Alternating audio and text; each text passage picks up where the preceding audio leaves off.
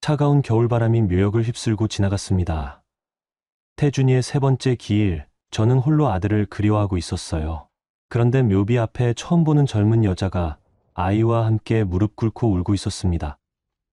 아빠, 보고 싶어요. 6살 아이가 묘비를 향해 말하는 순간 심장이 철렁 내려앉았습니다. 여자가 고개를 들어 저를 바라봤습니다. 혹시 태준 씨 아버님 되세요? 누구시죠? 안녕하세요. 저는 이선영이라고 합니다.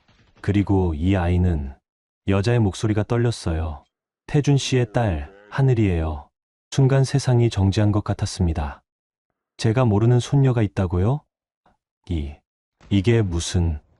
하지만 아이의 눈빛이 말해주고 있었어요. 그 맑은 눈이 태준이와 똑같았거든요. 그때의 우리 중 누구도 알지 못했습니다. 이 만남이 어떤 폭풍을 불러올지를. 안녕하세요. 저는 정만수입니다. 올해 70을 넘긴 한 기업의 회장이죠. 평생 일만 하며 살아온 사람입니다. 돈도 벌었고 명예도 얻었어요. 하지만 정작 가장 소중한 것은 잃어버렸습니다. 바로 제 아들이었죠. 오늘 이야기는 6년 전, 그러니까 2025년 겨울에 일어난 일입니다. 그날이 제 인생을 완전히 바꿔놓았거든요. 아직도 그때 일을 떠올리면 가슴이 먹먹해집니다. 그날은 제 아들 태준이의 3주기였어요. 차가운 바람이 뼈, 속까지 스며드는 12월 중순이었습니다. 하늘은 온통 회색빛이었고 구름 사이로 햇살 한 줄기도 비치지 않는 을씨년스러운 날씨였어요. 서울 근교에 있는 우리 가문 묘역으로 향하는 길. 운전기사도 평소보다 조심스럽게 핸들을 잡았습니다.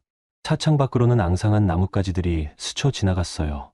겨울이 깊어질수록 모든 것이 메말라 보였습니다. 마치 제 마음과 똑 닮아 있었죠. 회장님, 도착했습니다.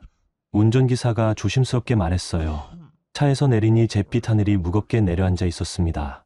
찬 공기가 폐 속 깊숙이 들어오면서 코끝이 시렸어요. 묘역 입구부터 태준이 무덤까지는 돌계단을 따라 꽤 걸어야 했습니다. 평소 같으면 비서조기석이 동행했겠지만 그날만큼은 혼자 가고 싶었어요. 아들과 둘만의 시간을 갖고 싶었거든요. 기석아, 여기서 기다려. 알겠습니다, 회장님. 조기석이 고개를 숙이며 대답했습니다. 그는 제가 아들을 잃은 뒤로 더욱 세심하게 제 마음을 챙겨줬어요. 20해 넘게 함께 일한 그였기에 말하지 않아도 제 심정을 이해했죠. 발걸음이 무거웠어요. 3년이 지났어도 아들을 잃은 아픔은 그대로였거든요. 오히려 시간이 흐를수록 더 크게 느껴지는 것 같았습니다. 그 녀석이 교통사고로 세상을 떠날 때까지 저는 정말 나쁜 아버지였어요. 회사 일에만 내달려서 아들과 제대로 된 대화도 나누지 못했습니다. 돌계단을 하나씩 오르면서 생각했어요. 태준이가 어릴 때는 제 손을 잡고 이 길을 함께 걸었는데 이제는 혼자 와서 그 아이를 그리워하고 있으니 말이죠. 인생이 참 아이러니했습니다. 묘역으로 들어서는데 뭔가 이상했어요. 평소라면 조용했을 그곳에서 흐느끼는 소리가 들려왔거든요. 여자의 목소리 같았습니다. 그리고 아이의 울음소리도 섞여 있었어요. 발걸음을 조금 빠르게 했습니다. 혹시 누군가 잘못된 무덤에 와서 슬퍼하고 있는 건 아닐까 싶었거든요. 태준이 무덤 근처에 다가갈수록 소리가 더 선명해졌어요. 그리고 그 순간 저는 믿을 수 없는 광경을 목격했습니다. 태준이 묘비 앞에 한 여자가 무릎을 꿇고 앉아 있었어요. 30 후반 정도로 보이는 여인이었습니다. 검은색 패딩, 점퍼에 청바지 차림으로 평범한 서민 같은 모습이었어요. 머리는 어깨까지 내려오는 단발이었고 목도리 하나 없이 추위에 떨고 있었습니다. 그런데 그녀 옆에는 6살쯤 된 아이가 있었어요. 하얀 털모자를 쓰고 빨간 외투를 입은 여자아이였습니다. 작은 손으로 눈물을 훔치면서 엄마 옆에 바짝 붙어 앉아 있었어요. 저는 몇 미터 떨어진 소나무 뒤에서 발걸음을 멈췄습니다. 누구인지 모르지만 남의 슬픔에 함부로 끼어들고 싶지 않았거든요. 그리고 뭔가 설명할 수 없는 이상한 느낌이 들었어요. 여자는 묘비를 두 손으로 붙잡고 흐느끼고 있었습니다. 어깨가 들썩일 정도로 울고 있었어요. 태준아, 미안해. 정말 미안해. 내가 그때 말렸어야 했는데. 그 목소리에 뭔가 절절한 그리움이 담겨 있었습니다. 단순한 조문객의 목소리가 아니었어요. 마치 태준이를 정말 깊이 사랑했던 사람의 목소리 같았습니다. 아이도 조용히 울고 있었어요. 코가 빨갛게 된 채로 훌쩍이면서도 엄마를 위로하려는 듯 작은 손으로 등을 쓰다듬어 주고 있었습니다.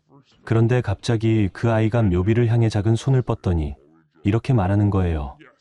아빠, 보고 싶어요. 언제 집에 와요? 그 순간 제 심장이 멎는 것 같았습니다. 아빠라고요? 설마 이 아이가 태준이를... 여자가 아이를 달래며 말했어요.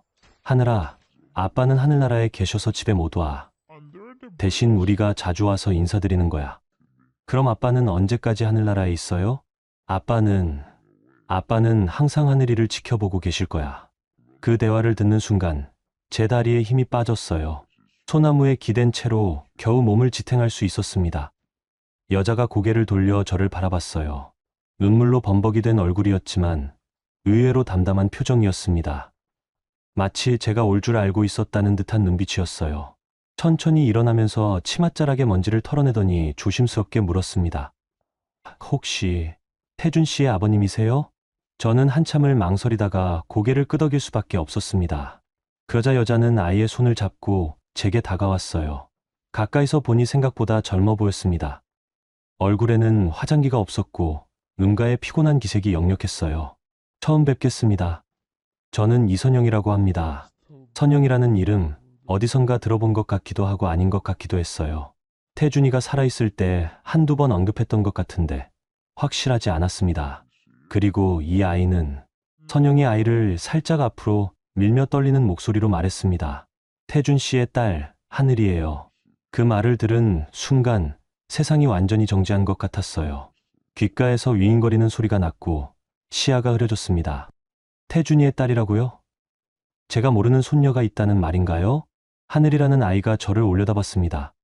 커다란 눈에 눈물이 고여 있었는데 그 눈이 묘하게 태준이와 닮아 있었어요. 쌍꺼풀 진 큰 눈, 오똑한 코, 작은 입술까지. 어딘지 모르게 우리 집안의 핏줄 같은 느낌이 들었습니다. 이게 무슨... 제가 말을 채 잊지 못하고 있을 때 선영이 한 걸음 더 다가와서 조용히 말했어요. 믿기 어려우시겠지만 하늘이는 정말 태준 씨의 딸입니다. 저희는 3년 동안 함께 살았어요. 태준 씨가 돌아가시기 직전까지요. 3년 동안이라고요? 그럼 태준이가 회사 일로 바쁘다며 집에 잘 안 들어온 그 시간 동안 이 여자와 살았다는 말인가요? 그리고 아이까지 있었다고요? 차가운 겨울바람이 묘역을 휩쓸고 지나갔습니다. 마른 낙엽들이 바스락거리며 굴러다녔어요. 그 바람에 하늘이의 털모자가 살짝 벗겨질 뻔했는데 아이는 재빠르게 모자를 다시 썼습니다. 할아버지... 하늘이가 고개를 갸웃하며 저를 불렀어요. 그 목소리가 얼마나 맑고 예쁘던지 마치 은방울을 굴리는 것 같았습니다. 저는 아무 말도 할 수 없었어요.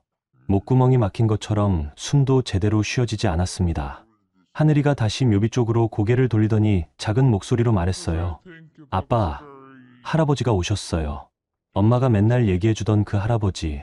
그 한마디에 제 가슴 어딘가가 무너져 내리는 소리가 들렸습니다. 할아버지라고 부르는 그 아이의 목소리가 왜 그렇게 태준이 어릴 적 목소리를 닮았을까요? 선영이 아이를 달래며 말했어요. 하늘아, 할아버지께 제대로 인사드려. 아이는 저를 바라보며 조금 머뭇거리다가 고개를 꾸벅 숙이며 말했습니다. 안녕하세요, 할아버지. 저는 하늘이에요. 그 순간 제 눈에서 뜨거운 것이 흘러내렸어요. 모든 게 너무 갑작스러웠습니다.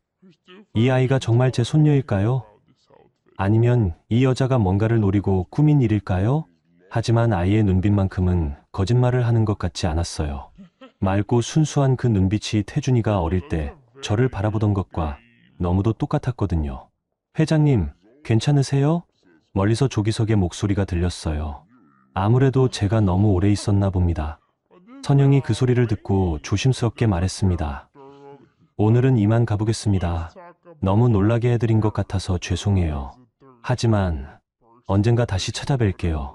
할아버지께 꼭 말씀드릴 일이 있어서요. 그리고는 하늘이의 손을 잡고 돌아섰어요. 하늘이는 가면서도 계속 뒤돌아보며 저를 바라봤습니다. 그 작은 손이 저를 향해 흔들리고 있었어요. 저는 그 자리에 한참을 서 있었어요. 태준이 묘비를 바라보면서 방금 일어난 일이 꿈인지 생시인지 구분할 수가 없었습니다. 차가운 바람이 계속 불어왔지만 몸이 얼어붙은 듯 움직일 수가 없었어요. 그날 밤 잠을 이룰 수 없었습니다. 하늘이라는 아이의 얼굴이 자꾸 떠올랐거든요. 그리고 선영이라는 여자가 한 말도요. 3년 동안 함께 살았다니 대체 무슨 일이었을까요? 아들이 제게 숨긴 비밀이 있었던 걸까요? 그날 밤부터 제 일상이 완전히 뒤바뀌었습니다. 잠자리에 누워도 눈이 감기지 않았어요. 천장을 바라보며 하늘이라는 아이의 얼굴을 계속 떠올렸습니다. 그 아이가 아빠라고 부르던 목소리가 귓가에 맴돌았어요.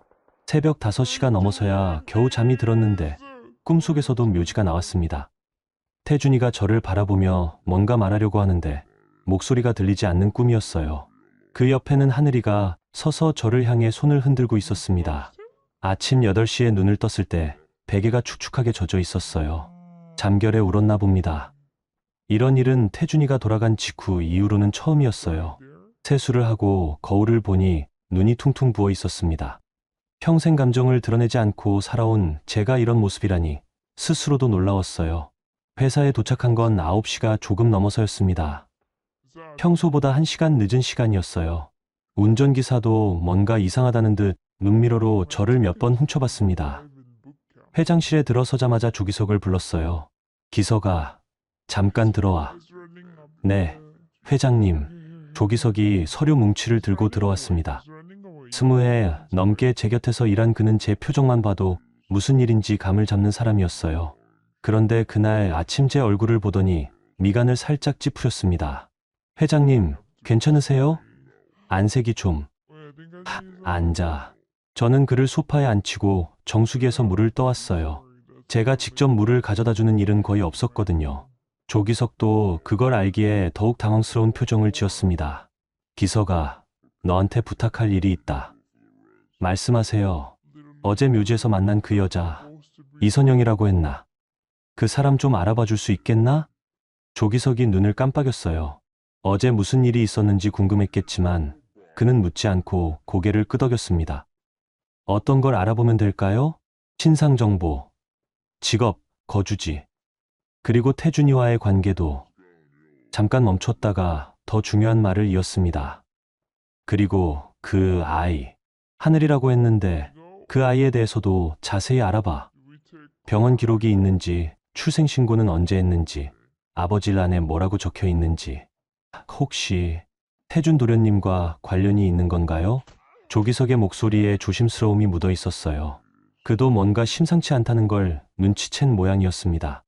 모르겠다. 그래서 알아보자는 거야. 알겠습니다. 며칠 정도 시간을 주시면 최대한 빨리. 그리고 이 일은 우리 둘만 알고 있어야 해. 부인께는 절대 말하지 마. 조기석이 고개를 끄덕이며 나갔습니다. 그가 나간 뒤 저는 회장실 창가로 걸어갔어요. 39층에서 내려다보는 서울 시내가 평소와 다르게 보였습니다. 뭔가 모든 것이 불안정해 보였어요. 오전 내내 업무에 집중할 수 없었습니다. 회의를 해도 머릿속은 온통 어제 일뿐이었어요. 하늘이가 할아버지라고 부르던 그 순간이 계속 떠올랐습니다. 점심시간이 되어서야 조기석이 첫 번째 보고를 가지고 왔어요. 회장님, 일단 기본적인 걸 알아봤습니다. 그는 A사 용지 몇 장을 제 앞에 놓았습니다. 이선영, 40살, 경기도 부천 출신이고요. 현재는 서울 강서구 화곡동에서 딸과 단둘이 살고 있습니다. 직업은 3년 전까지는 홍대 근처 레스토랑에서 서빙을 했고요. 지금은 집 근처 편의점에서 야간 아르바이트를 하고 있다고 합니다. 편의점 야간 아르바이트라. 그 여자가 아이를 혼자 키우며 그런 일을 하고 있다는 말이었어요. 뭔가 가슴 한편이 무거워졌습니다. 그리고 아이는? 정하늘, 2019년 5월생이니까 지금 6살이죠. 강서구청에 출생신고가 되어 있고. 조기석이 잠깐 말을 멈췄어요. 그의 표정이 심상치 않았습니다. 왜 그래? 출생신고 시아버지라네. 태준 도련님 성함이 기재되어 있습니다. 그 말을 듣는 순간 머리가 띵했어요. 태준이 이름이 정말 적혀 있다고요? 확실한 거야? 네, 직접 확인했습니다. 그리고 조기석이 또 다른 서류를 꺼냈어요. 병원 출산 기록도 찾았습니다. 2019년 5월 15일 강서구의 한 산부인과에서 출산했는데 보호자란에 태준 도련님이 동행했다고 나와 있어요. 제 손이 미세하게 떨렸습니다. 이게 무슨 일인가요? 태준이가 정말 그 자리에 있었다는 말인가요? 회장님, 이게 다가 아닙니다. 조기석이 조심스럽게 말했어요. 태준 도련님 휴대폰 뒷조사를 해보니 3년 전부터 이선영 씨와 상당히 자주 연락을 주고받으신 것 같습니다. 거의 매일. 매일? 네. 그리고 카드 사용 내역을 보면 아기용품점이나 소아과 같은 곳에서 결제한 기록들이 꽤 많이 나옵니다. 이제 부정할 수 없는 상황이 되어가고 있었어요. 증거들이 하나씩 쌓여가고 있었습니다.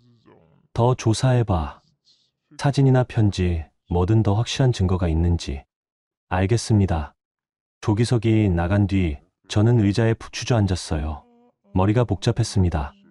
만약 정말 하늘이가 태준이의 딸이라면 저는 3년 동안 손녀의 존재도 모르고 살아온 거였어요. 그날 오후에도 일에 집중할 수 없었습니다. 임원 회의를 하다가도 하늘이 얼굴이 떠올랐어요. 그 아이가 묘비를 붙잡고 우는 모습. 아빠 보고 싶어요 라고 말하던 모습이 자꾸 머릿속에 맴돌았습니다. 오후 5시쯤 조기석이 다시 들어왔어요. 이번에는 작은 상자를 들고 있었습니다. 회장님, 태준 도련님 방에서 찾은 겁니다. 뭔데? 사진들이랑 편지 같은 것들이요.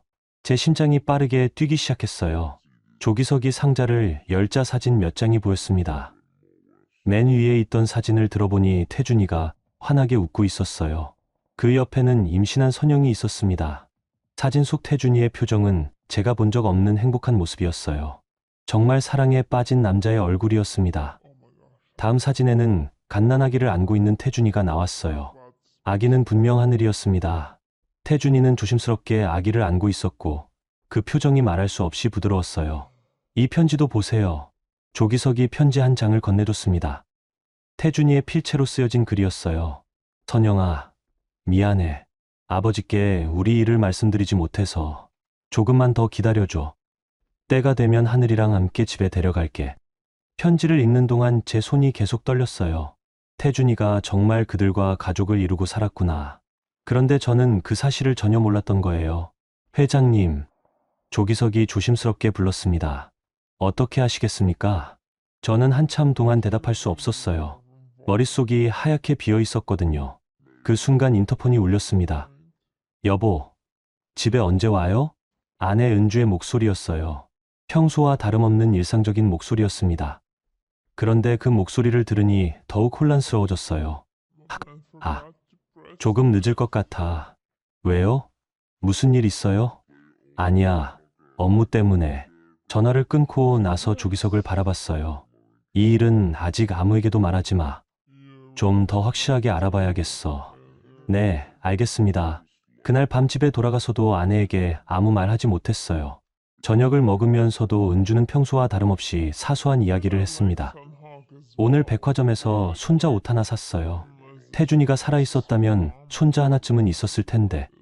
그 말을 듣는 순간 숟가락을 떨어뜨릴 뻔했어요.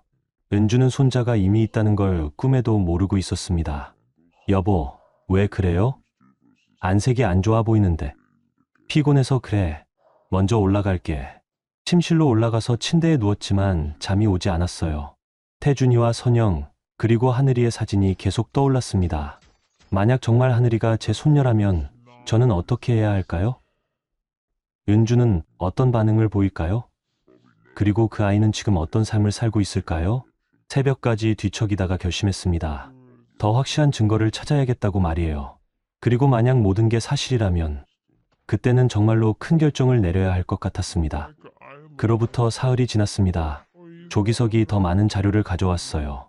태준이의 휴대폰에서 복구한 메시지들, 선영과 주고받은 사진들, 그리고 결정적으로 태준이가 직접 쓴 일기장까지 찾아냈습니다. 일기장을 펼쳐보는 순간 제 가슴이 철렁 내려앉았어요. 오늘 하늘이가 처음으로 아빠라고 불렀다. 이렇게 행복할 줄 몰랐다. 선영이와 하늘이, 이 두 사람이 내 전부다. 태준이의 글씨로 또박또박 적힌 문장들이었습니다. 날짜를 보니 2년 전이었어요. 아버지께 언제 말씀드릴까? 선영이는 괜찮다고 하지만 나는 하늘이가 할아버지를 만나지 못하는 게 안타깝다. 그 글을 읽으면서 눈물이 났어요. 태준이도 저에게 말하고 싶어 했구나. 그런데 왜 말하지 못했을까요? 목요일 오후 갑작스럽게 프론트에서 연락이 왔어요. 회장님, 이선영이라는 분이 찾아오셨는데요. 제 심장이 빠르게 뛰기 시작했습니다. 선영이 직접 찾아왔다고요? 올려보내. 네, 알겠습니다. 10분 후 회장실 문이 열리고 선영이 들어왔어요. 그날도 수수한 옷차림이었습니다. 검은색 니트에 청바지, 그리고 낡은 가방 하나만 들고 있었어요. 얼굴에는 화장기가 없었고 눈가에 피로가 역력했습니다. 하늘이도 함께 왔었어요. 작은 손으로 엄마 옷자락을 꼭 잡고 있었습니다.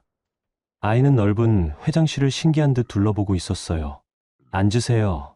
저는 응접 소파를 가리켰습니다. 선영이 하늘이와 함께 조심스럽게 앉았어요. 찾아와 주셔서 고마워요.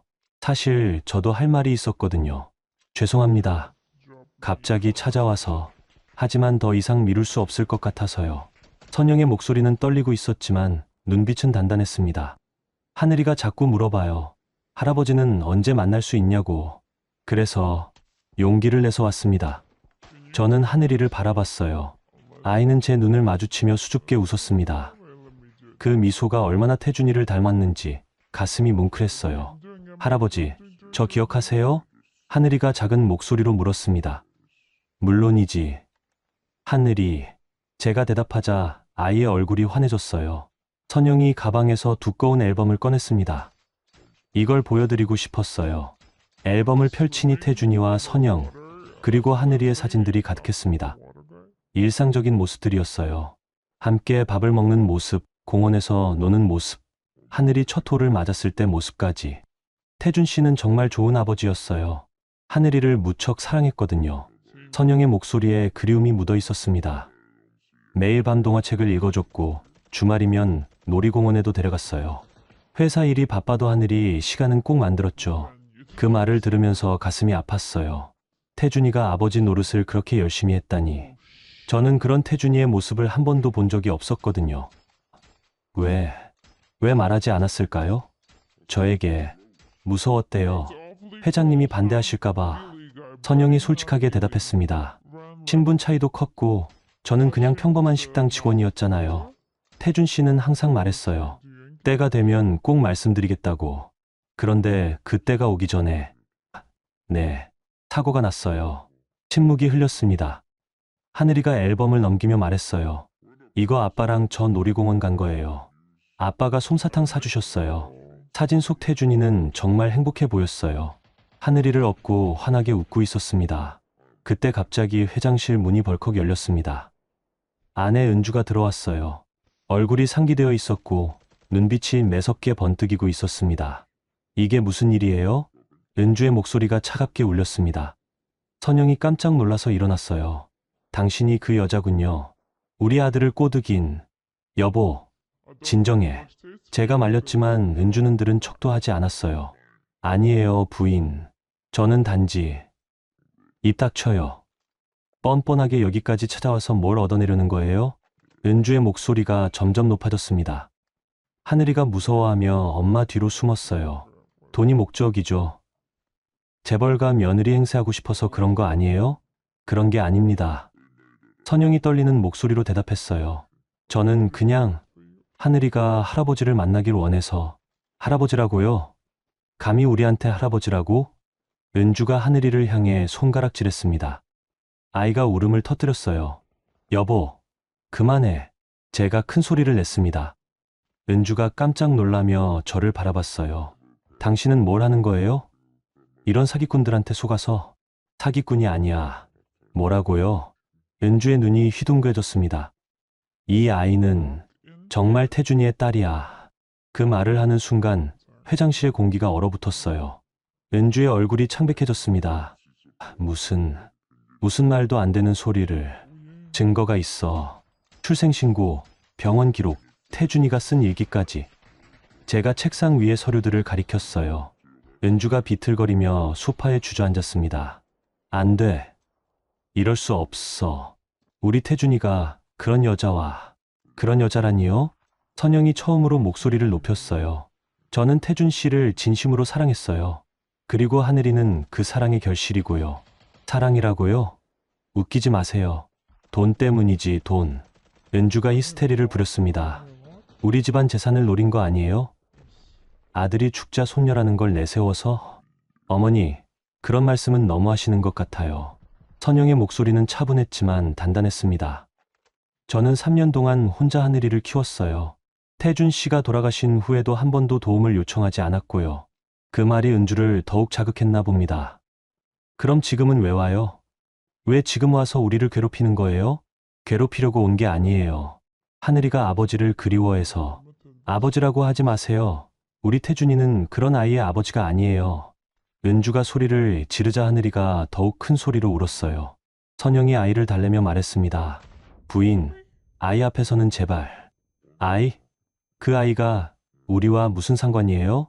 그 순간 저는 참을 수 없었어요. 그만해, 은주야. 제 목소리가 회장실 전체에 울렸습니다. 모든 사람이 저를 바라봤어요. 이 아이는 우리 손녀야. 태준이의 딸이라고. 은주의 얼굴이 일그러졌습니다. 당신 정신이 나갔어요?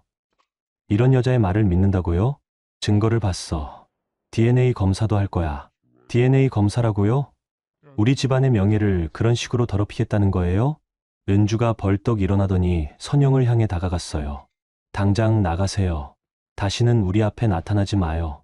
어머님. 어머님이라고 부르지 마세요. 당신 같은 여자가 우리 며느리가 될 수는 없어요. 선영이 하늘이를 안아들었어요. 아이는 여전히 울고 있었습니다. 하늘아, 가자. 할아버지께 인사드리고. 하늘이가 눈물범벅인 얼굴로 저를 바라봤어요. 할아버지, 저희 또 올게요. 그 말에 제 마음이 찢어지는 것 같았어요. 선영이 문 쪽으로 향하면서 말했습니다. 회장님, 저는 아무것도 바라지 않아요. 그냥 하늘이가 할아버지가 있다는 걸 알았으면 좋겠어요. 문이 닫힌 후 은주가 저를 향해 돌아섰어요. 얼굴이 새하얗게 질려 있었습니다. 당신 정말 미쳤어요? 그런 여자의 말을 믿는다고요? 은주야, 진정해. 일단 확인을 해보자. 확인이요? 뭘 더 확인해요? 저런 게 사기꾼들의 수법이에요. 은주가 책상 위의 사진들을 훑어보더니 비웃었어요. 이런 건 얼마든지 조작할 수 있어요. 요즘 기술이 얼마나 발달했는데. 태준이 일기까지 조작했겠어? 일기라고요? 그것도 만들어낸 거 아니에요? 은주의 목소리에 확신이 차 있었어요.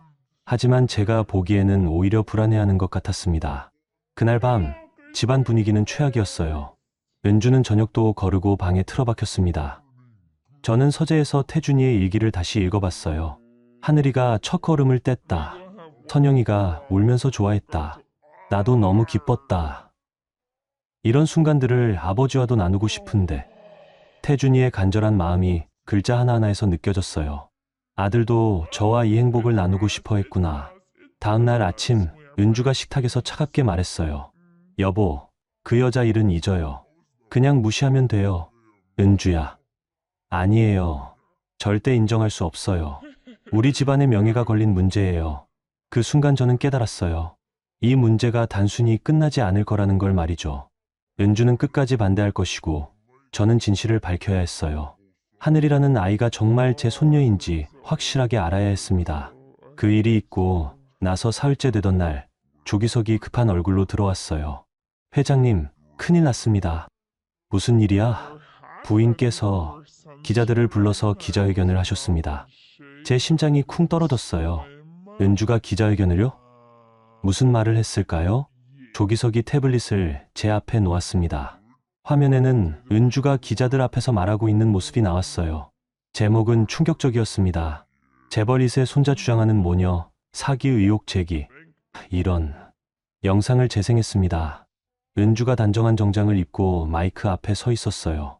표정은 의연했지만 목소리에는 분노가 섞여 있었습니다. 저희 가족은 최근 한 여성으로부터 터무니없는 주장을 받고 있습니다. 돌아가신 저희 아들의 이름을 이용해서 금전적 이익을 취하려는 시도라고 봅니다. 기자들이 플래시를 터뜨렸어요. 은주는 준비해온 듯 침착하게 말을 이었습니다. 해당 여성은 아무런 증거도 없이 자신의 아이가 저희 손녀라고 주장하고 있습니다. 이는 고인에 대한 모독이며 저희 가족에 대한 심각한 명예훼손입니다. 제 머릿속이 하얘졌어요. 은주가 이런 식으로 나올 줄은 몰랐습니다. 저희는 법적 대응도 불사할 것입니다. 더 이상 이런 일로 고인이 욕되는 일은 없어야 한다고 생각합니다. 영상이 끝나자 조기석이 걱정스러운 표정으로 말했어요. 회장님, 이미 모든 포털 사이트 메인에 뉴스가 떴습니다. 댓글도 엄청나게 달리고 있고요. 댓글은 어떤 내용이야? 조기석이 태블릿을 조작해서 댓글 창을 보여줬어요. 대부분이 선영을 비난하는 내용이었습니다. 또 재벌 돈 노리는 사기꾼 나타났네. 아이 이용해서 돈 뜯어내려는 거 뻔해. 재벌가는 왜 이런 일이 자꾸 생기지? 댓글을 읽으면서 가슴이 답답해졌어요. 사람들은 진실도 모르면서 선영을 마녀로 몰아가고 있었습니다. 선영 씨 연락처 알지? 네, 알고 있습니다. 전화해봐.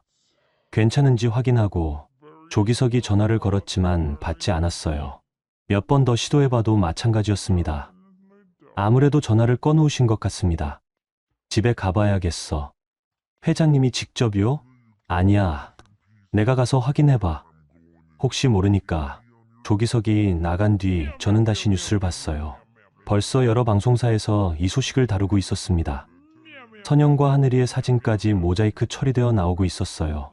어떤 기자는 이렇게 말했습니다. 재벌가를 상대로 한 이런 사기 시도는 어제 오늘 일이 아닙니다. 특히 상속 문제와 관련해서는 더욱 조심해야 할 필요가 있죠. 제가 벌떡 일어나서 TV를 껐어요. 더 이상 볼 수 없었습니다. 오후에 조기석이 돌아왔어요. 얼굴이 어두웠습니다. 어떻더라? 선영 씨, 집에 계시긴 한데 밖으로 나오지 못하시고 있어요. 왜? 기자들이 집 앞에 진을 치고 있거든요. 그리고 조기석이 말을 멈췄어요. 왜 그래? 뭔 일이야? 이웃들이 손가락질하고 있대요. 사기꾼이 우리 동네에 산다면서. 제 주먹이 저절로 쥐어졌어요. 선영과 하늘이가 그런 시선을 받고 있다니. 그리고 하늘이도 유치원에 가지 못하고 있다고 합니다. 왜? 다른 학부모들이 뭐라고 할까 봐서요. 그 말을 듣는 순간 화가 치밀어 올랐어요. 6살밖에 안 된 아이가 무슨 잘못을 했다고 그런 일을 당해야 하는 건가요? 그날 저녁 집에 돌아가니 은주가 거실에서 뉴스를 보고 있었어요. 만족스러운 표정이었습니다. 여보, 왔어요? 평소보다 밝은 목소리였어요. 마치 뭔가 잘한 일을 한 것처럼 말이죠. 은주야, 우리 얘기 좀 하자. 무슨 얘기요? 기자회견 말이야. 은주의 표정이 살짝 경계심을 띄었어요. 왜요? 당연한 일 한 거 아니에요? 우리 가족을 지켜야죠. 그 여자와 아이는 지금 어떤 상황인지 알아? 그게 우리랑 무슨 상관이에요? 은주의 목소리가 차가워졌습니다. 사기꾼들이 당연히 받아야 할 처벌이에요. 사기꾼이라고 단정할 수 있어? 당연하죠. 증거가 있어요? 있어. 태준이가 쓴 일기, 사진들, 출생신고. 그런 건 얼마든지 조작할 수 있어요. 요즘 세상에. 은주는 완전히 마음을 닫고 있었어요. 어떤 말을 해도 들으려 하지 않았습니다. 그날 밤 잠자리에서도 은주는 계속 말했어요. 여보, 그 여자한테 속지 마세요. 우리 같은 집안 노리는 사람들이 얼마나 많은데. 저는 대답하지 않았어요. 대답할 기운도 없었거든요. 다음 날 아침 더 충격적인 뉴스가 나왔습니다. 어떤 기자가 선영의 과거를 파헤쳐서 기사로 만든 거였어요. 문제의 여성 A씨, 과거 비톡촉으로 어려움 겪어. 기사를 읽어보니 선영이 몇 년 전에 어머니 병원비 때문에 빚을 진 적이 있다고 나와 있었어요. 그것도 금전적 동기로 몰아가는 내용이었습니다. 이런 게 같은. 제가 중얼거리자 조기석이 깜짝 놀랐어요. 회장님? 아니야. 계속해. 하지만 마음은 편하지 않았어요. 언론이 이런 식으로 나올 줄은 몰랐습니다. 오후에 조기석이 또 충격적인 소식을 가져왔어요. 회장님, 선영 씨가 집을 비우셨대요. 뭐라고? 어젯밤에 하늘이와 함께 짐을 싸서 나가셨다고 합니다. 어디로 갔는지는 모르고요. 제 가슴이 철렁 내려앉았어요. 도망간 걸까요? 아니면 너무 힘들어서 피한 걸까요? 찾아봐야겠어. 네, 알아보겠습니다. 그날 밤 집에 돌아가니 은주가 더욱 의기양양해 있었어요. 봐요. 제가 뭐라고 했어요? 진짜였다면 왜 도망가겠어요? 은주야. 이제 그만해요. 우리 평온한 생활로 돌아가요. 하지만 저는 평온할 수 없었어요. 하늘이라는 아이의 얼굴이 자꾸 떠올랐거든요. 그 아이가 지금 어디서 무엇을 하고 있을까요? 며칠이 지나도 선영과 하늘이의 행방을 찾을 수 없었어요. 마치 공기 속으로 사라진 것처럼 흔적이 없었습니다. 그러다가 일주일째 되는 날 조기석이 한 통의 편지를 가져왔어요. 회장님, 이게 택배로 왔습니다. 발신인은 이선영이었어요. 편지를 뜯어보니 단정한 글씨로 이렇게 적혀 있었습니다. 회장님, 죄송합니다. 하늘이에게 상처만 주는 것 같아서 이렇게 떠납니다. 하지만 하늘이가 태준 씨의 딸인 건 변하지 않는 사실입니다. 언젠가 진실이 밝혀지기를 바라며 이선영 드림, 편지와 함께 작은 봉투가 하나 더 들어있었어요. 하늘이가 그린 그림이었습니다. 할아버지라고 적힌 글씨 옆에 웃는 얼굴이 그려져 있었어요. 그 그림을 보는 순간 제 마음이 완전히 무너졌어요. 이렇게 순수한 아이를 우리가 상처 주고 내쫓은 거였습니다. 그날 밤 서재에서 오랫동안 생각했어요. 정말 이대로 끝내는 게 맞을까요? 하늘이가 제 손녀라면 저는 지금 무엇을 하고 있는 건가요? 다음 날 아침 저는 결심을 굳혔습니다. 기서가, 네, 회장님, DNA 검사를 해보자. 네, 하지만 선영 씨가 지금, 찾아. 무슨 수를 써서라도 찾아서 검사를 받게 해. 조기석이 놀란 표정으로 저를 바라봤어요. 정말로 하시겠습니까? 그래. 진실을 알아야겠어. 더 이상 이렇게 살 수는 없어. 그날 오후 은주에게 제 결정을 알렸어요. DNA 검사를 할 거야. 은주의 얼굴이 하얗게 질렸습니다. 미쳤어요? 지금까지 한 일이 뭐가 돼요? 그건 내가 한 일이고, 이건 내가 할 일이야. 여보, 은주야, 만약 정말 그 아이가 우리 손녀라면 어떻게 할 거야? 은주가 말문이 막혔어요. 잠깐의 침묵 후에 그녀가 말했습니다. 그런 일은 없을 거예요. 만약에 말이야. 절대 인정 안 해요. 은주의 목소리에는 확고한 의지가 담겨 있었어요. 하지만 저도 마음을 굳혔습니다. 이제는 진실을 마주할 때가 되었어요. 그날 밤부터 본격적으로 선영과 하늘이를 찾기 시작했습니다. 어디에 있든 찾아서 진실을 밝혀내겠다고 다짐했어요. 하늘이가 정말 제 손녀라면 제가 지켜줘야 할 가족이었으니까요. 선영과 하늘이를 찾기 시작한 지 사흘째, 조기석이 의외의 발견을 했어요. 회장님, 태준 도련님 방에서 이상한 걸 찾았습니다.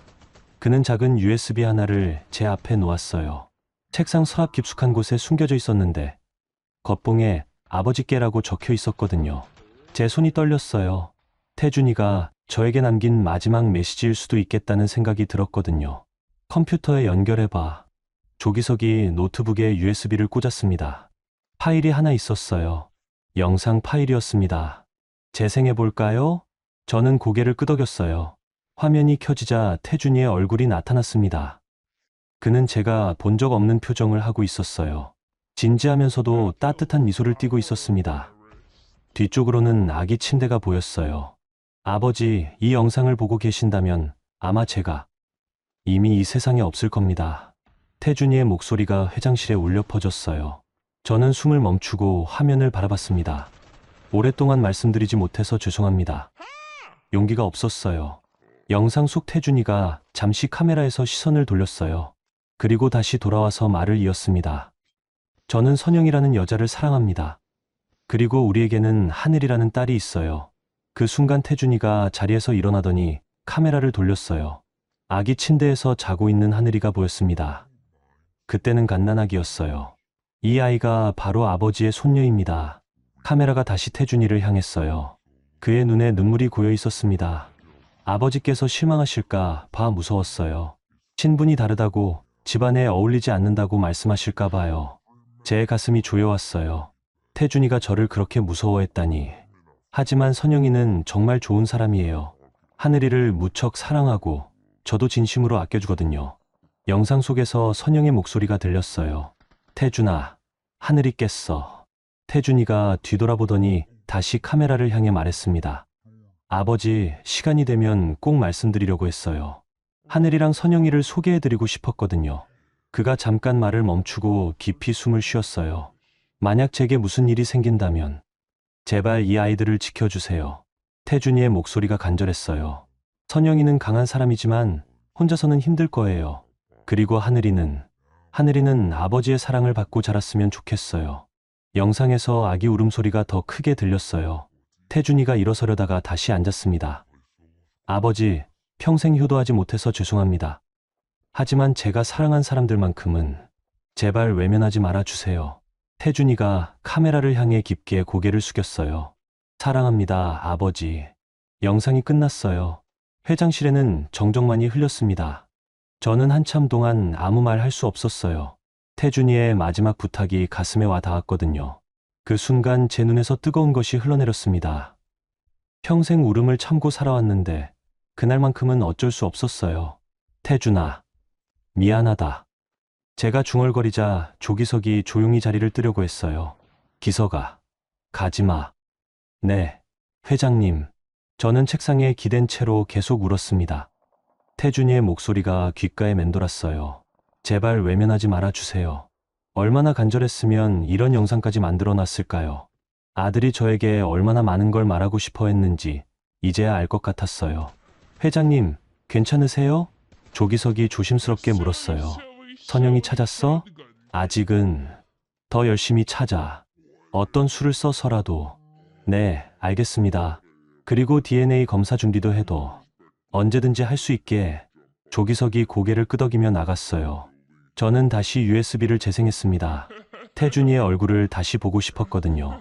두 번째로 영상을 보니 더 많은 것들이 보였어요. 태준이의 방이 어떻게 꾸며져 있는지, 아기 용품들이 얼마나 정성스럽게 준비되어 있는지, 모든 것이 진짜 아버지의 모습이었어요. 책임감 있고 사랑이 넘치는 아버지 말이죠. 그날 밤 집에 들어가서도 영상 생각만 났어요. 저녁을 먹으면서도 태준이의 목소리가 귓가에 맴돌았습니다. 은주가 물었어요. 오늘 왜 이래요? 표정이 이상한데. 아무것도 아니야. 정말요? 저는 대답하지 않았어요. 은주에게 영상 이야기를 할 수는 없었거든요. 그녀는 절대 믿으려 하지 않을 테니까요. 그날 밤 잠자리에서 오랫동안 생각했어요. 태준이의 마지막 부탁을 지켜야겠다고 다짐했습니다. 하늘이와 선영이 그들이 어디에 있든 찾아서 제대로 된 가족으로 받아들여야겠어요. 그게 태준이에게 할 수 있는 마지막 효도가 될 것 같았습니다. 다음 날 아침 일찍 회사로 나갔어요. 조기석에게 지시했습니다. 사람을 더 투입해서라도 선영이를 찾아. 그리고 잠깐 망설이다가 말을 이었어요. 언론에도 연락해봐. 제대로 된 해명을 할 시간이 됐어. 조기석이 놀란 표정을 지었어요. 회장님, 정말 괜찮으시겠어요? 괜찮아. 이제는 진실을 말할 때야. 태준이의 영상을 본 후로 제 마음이 완전히 바뀌었어요. 더 이상 숨기고 싶지 않았습니다. 제 손녀와 며느리를 세상에 떳떳하게 소개하고 싶었어요. 선영과 하늘이를 찾는데 일주일이 더 걸렸어요. 조기석이 사람들을 동원해서 전국을 뒤졌습니다. 결국 부산의 한 고시원에서 발견했어요. 회장님, 찾았습니다. 조기석의 전화를 받고 즉시 부산으로 향했어요. 고시원은 낡은 건물이었습니다. 좁은 골목 안쪽에 숨어 있는 곳이었어요. 선영을 만났을 때 그녀는 많이 야위어 있었어요. 얼굴에는 피로가 역력했고 눈가에는 다크서클이 짙게 앉아 있었습니다. 회장님, 어떻게 여기까지? 선영 씨, 할 말이 있어요. 저는 그녀를 근처 조용한 카페로 데려갔어요. 하늘이도 함께였는데 아이는 평소보다 얌전했습니다. 아마 힘든 시간을 보냈나 봅니다.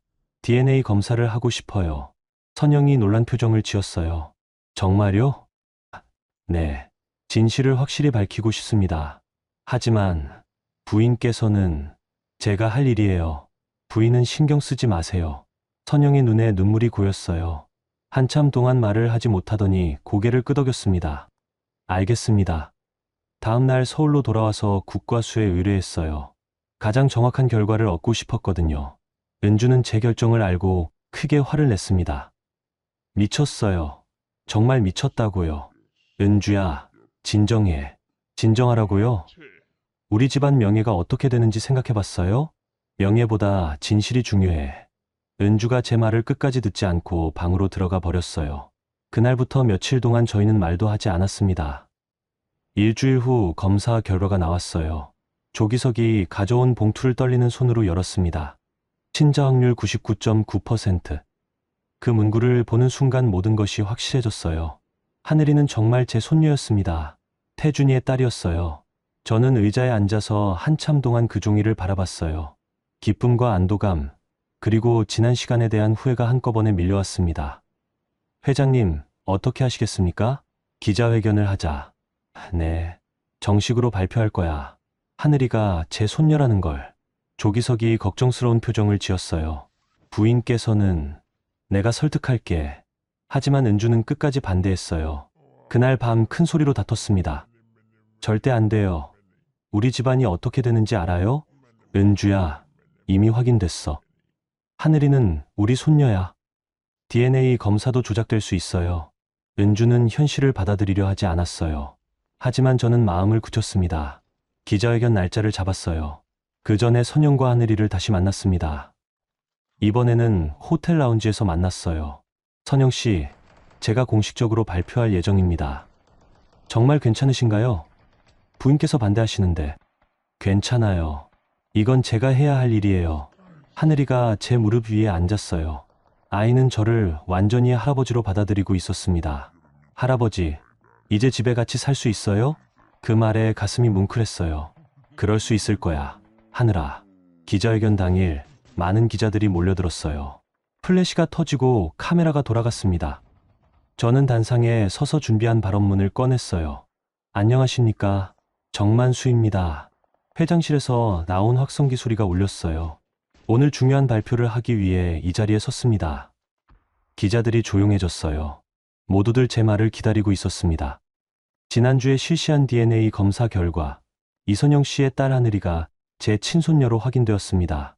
회장실이 술렁거렸어요. 기자들이 웅성거리기 시작했습니다. 친자 확률 99.9%로 의학적으로 확실한 결과입니다. 저는 잠깐 말을 멈추고 숨을 깊이 들이마셨어요. 저는 오늘부터 하늘이를 제 손녀로 인정합니다. 그리고 이선영 씨를 우리 가족으로 받아들입니다. 기자들이 일제히 손을 들었어요. 질문이 쏟아졌습니다. 회장님, 그동안 모르셨던 이유는 무엇입니까? 아들이 저에게 말하지 못했습니다. 제가 무서워서요. 부인께서는 어떤 입장이신지요? 저는 잠깐 망설였어요. 은주는 그날 기자회견에 참석하지 않았습니다. 가족 내부적으로 조율 중입니다. 앞으로 어떤 계획을 가지고 계십니까? 손녀와 며느리가 편안하게 지낼 수 있도록 모든 지원을 할 예정입니다. 기자회견이 끝나고 뉴스가 나갔어요. 반응은 극명하게 갈렸습니다. 재벌 회장이 직접 인정했네. 역시 진짜였구나. 부인은 왜 그렇게 반대했을까? 하지만 여전히 의심하는 사람들도 있었어요. DNA 검사도 돈으로 조작 가능하다. 재벌들 치고는 너무 쉽게 인정한 것 아닌가. 그날 저녁 집에 돌아가니 은주가 거실에서 기다리고 있었어요. 얼굴이 창백했습니다. 여보, 정말 돌이킬 수 없는 일을 한 거예요. 은주야, 이제 어떻게 해요?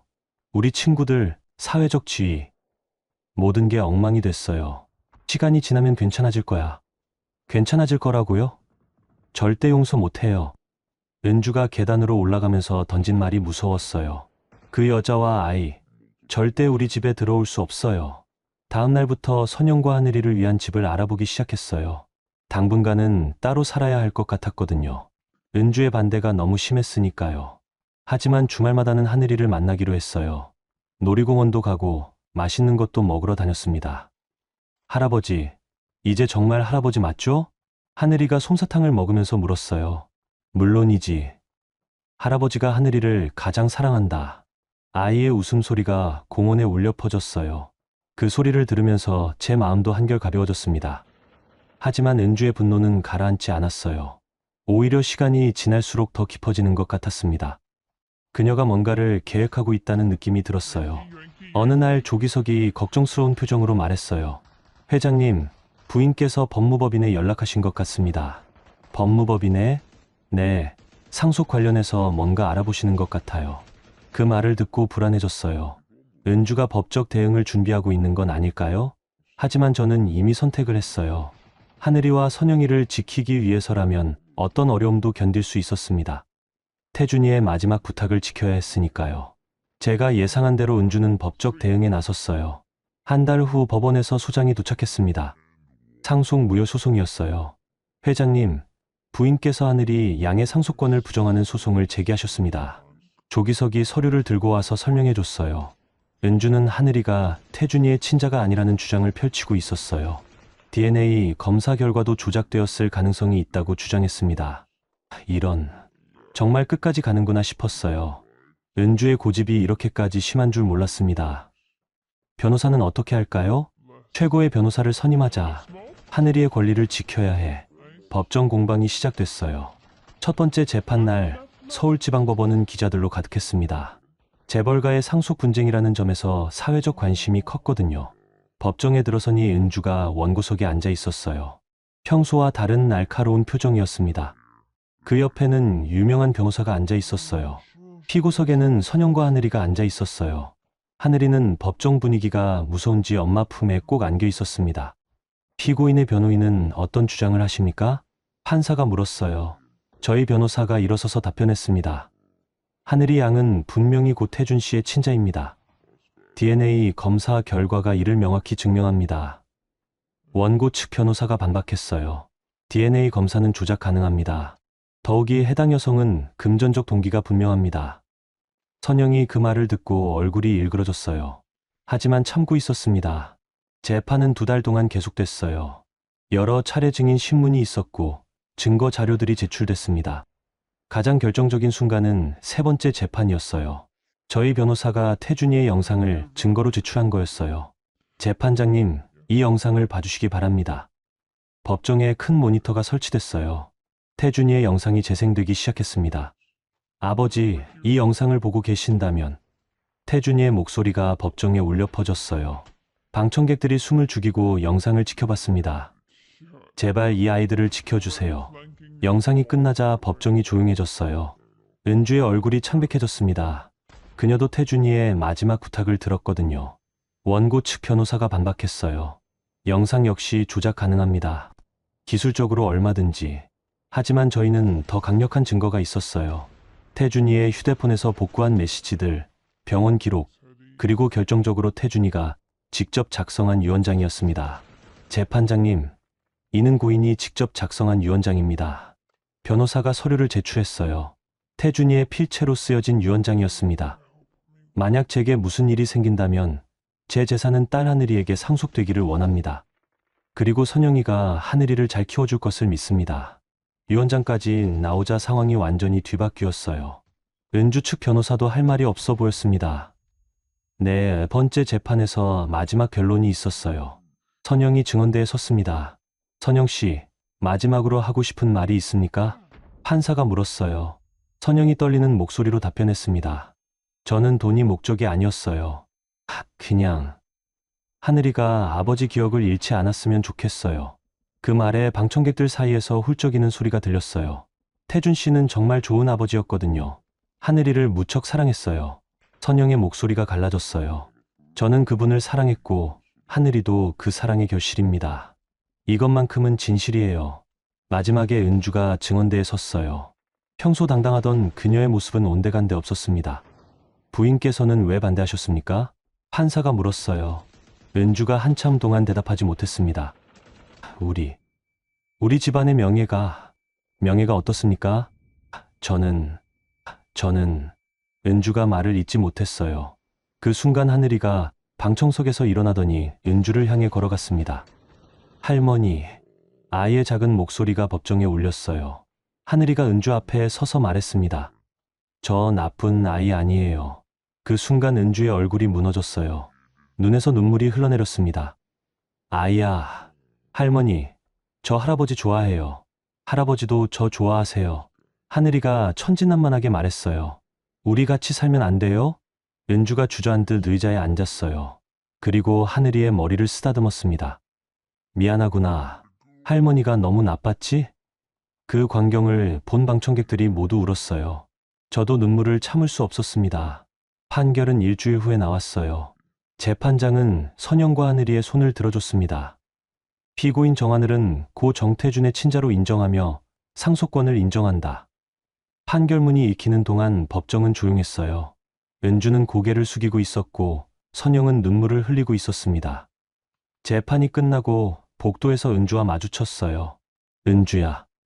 여보, 미안해요. 은주가 처음으로 사과했어요. 제가 너무 고집을 부렸어요. 하늘이 정말 예쁜 아이더라고요. 이제 가족이 되는 거야. 네, 이제 진짜 가족이에요.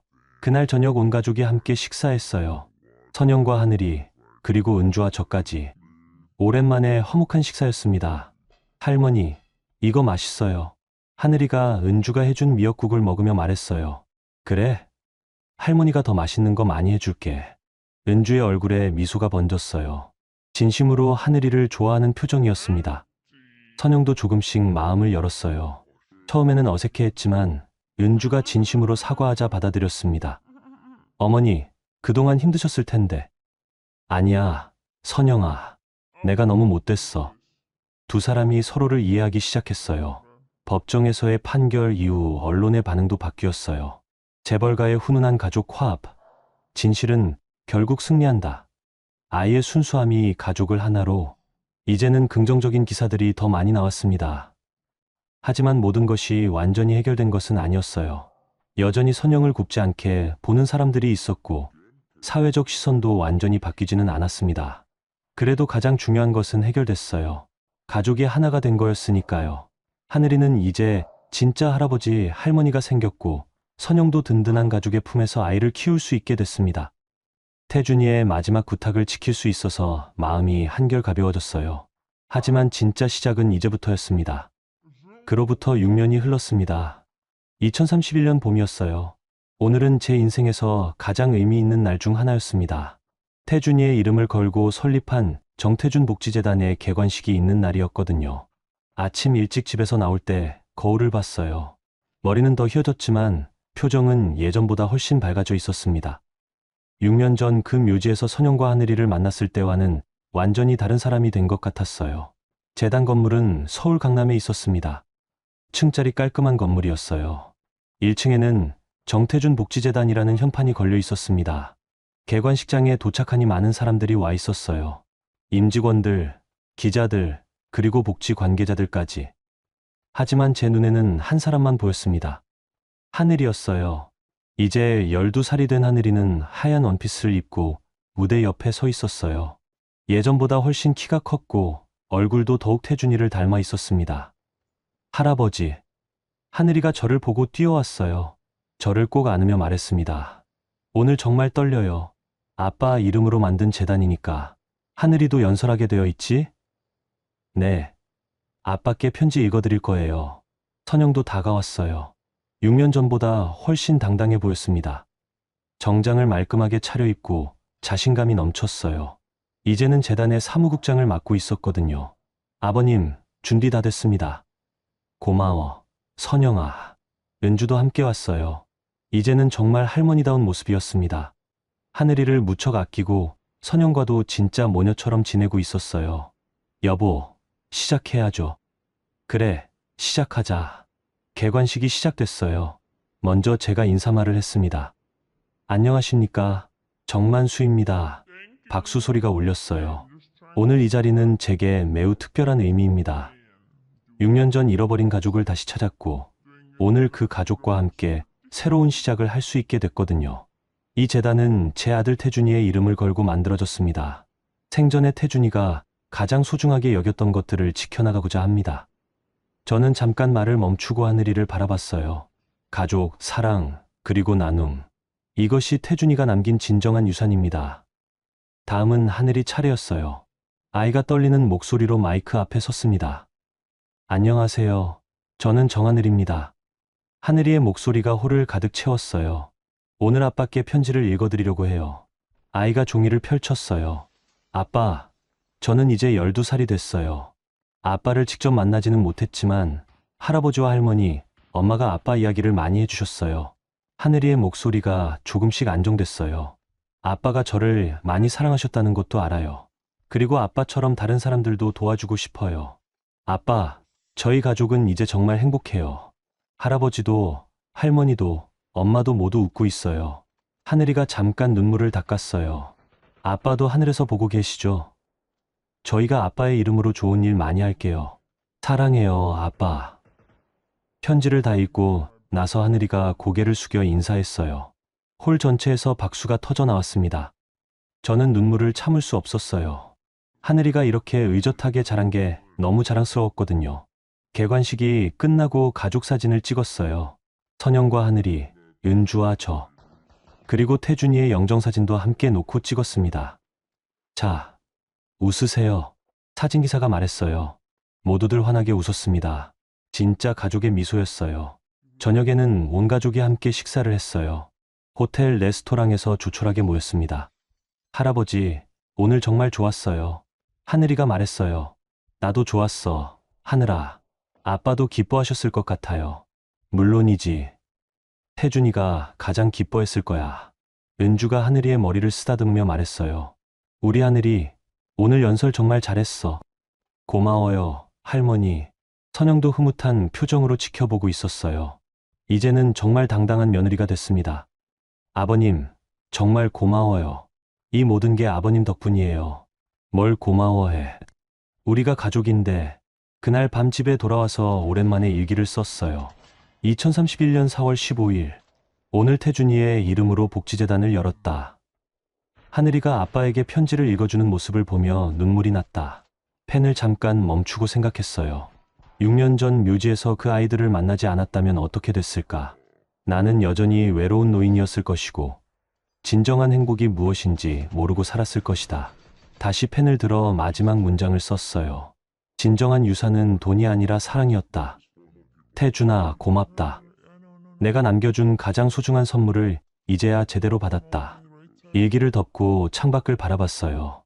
봄밤의 별들이 반짝이고 있었습니다. 어디선가 태준이도 저희를 바라보고 있을 것 같았어요.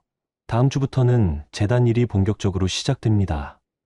하늘이도 방학 때마다 재단에 와서 봉사활동을 할 예정이에요. 선영은 재단 운영에 전념하고 은주는 하늘이 뒷바라지를 맡기로 했습니다. 저는 이 모든 것을 지켜보며 태준이의 뜻을 이어가려고 해요. 어떤 사람들은 말합니다. 나이 들어서 이런 변화가 가능하냐고요. 하지만 저는 알아요. 진짜 가족을 만난다면, 진짜 사랑을 깨닫는다면 언제든 새로운 시작이 가능하다는 걸 말이에요. 사랑은 정말 모든 것을 바꿀 수 있습니다. 그게 제가 6년간 배운 가장 소중한 깨달음이었어요. 여러분, 정만수 회장의 이야기는 어떠셨나요?